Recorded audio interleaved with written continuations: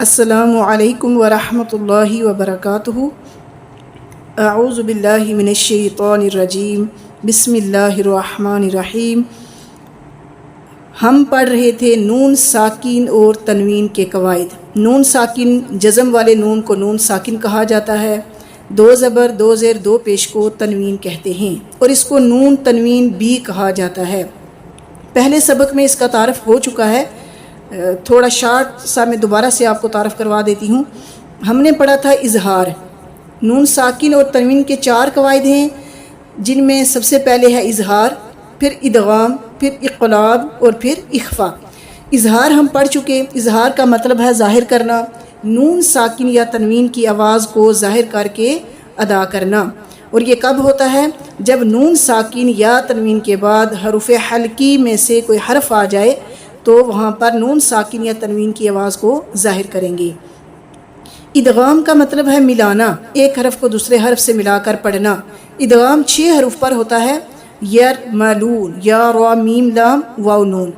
4 حروف کے اوپر ادغام مع گنہ ہوتا ہے، 2 حروف کے اوپر ادغام بلا گنہ ہوتا ہے۔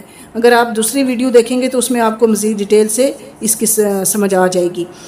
یہاں پہ صرف میں مختصر اس کا تعارف کروا رہی ہوں۔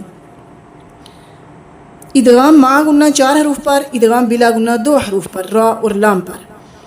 نمبر 3 ہے اقلاب۔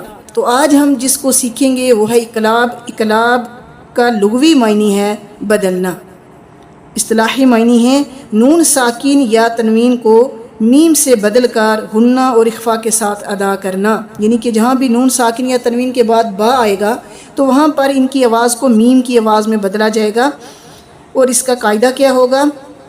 نون ساکن یا تنوین کے بعد با آ جائے تو وہاں اقلاب ہوگا، یعنی کہ جب بھی نون ساکن یا تنوین کے بعد با آئے گا تو ان کی آواز کو میم کی آواز میں بدلا جائے گا۔ کیسے بدلا جائے گا یہ آپ ذرا اس مثال کے اندر دیکھیے گا، اس سے آپ کو انشاءاللہ اچھی سمجھ آئے گی۔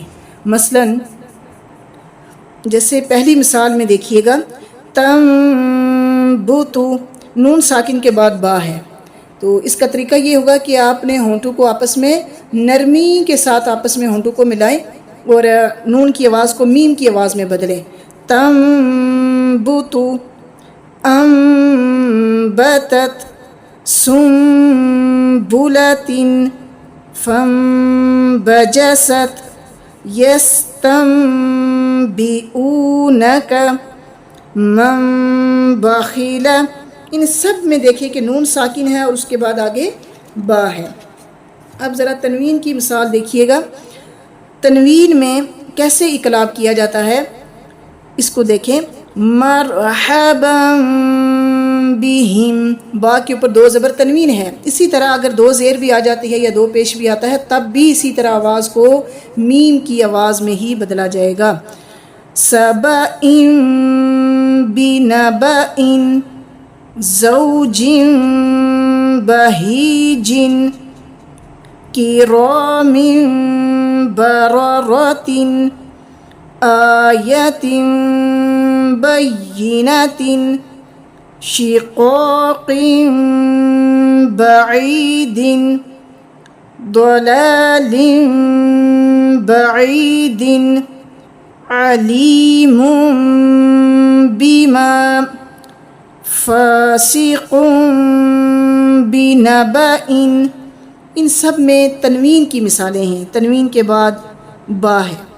تو سب سے پہلے اقلاب کے معنی یاد کریں، پھر اس کا قاعدہ یاد کریں، پھر اس کے بعد آپ جو ہے اپنے قرآن کے اوپر سے کچی پینسل سے اس کو انڈر لائن کریں، اور اپنی روٹین کی ڈیلی جو آپ تلاوت کرتے ہیں اس میں آپ اس کو دیکھیں اور وہاں پہ اس کی پریکٹس کریں، تو انشاءاللہ اس سے آپ کو جلدی سمجھ آئے گی اور سبق بھی انشاءاللہ آپ کا اچھا ہو جائے گا تجوید کا۔ اور اگر آپ کو کوئی چیز اس میں سمجھ نہیں آتی یا آپ کے ذہن میں کوئی سوال ہے تو آپ واٹس ایپ نمبر پہ وائس میسج کر کے بھی پوچھ سکتے ہیں۔ والسلام علیکم ورحمۃ اللہ وبرکاتہ۔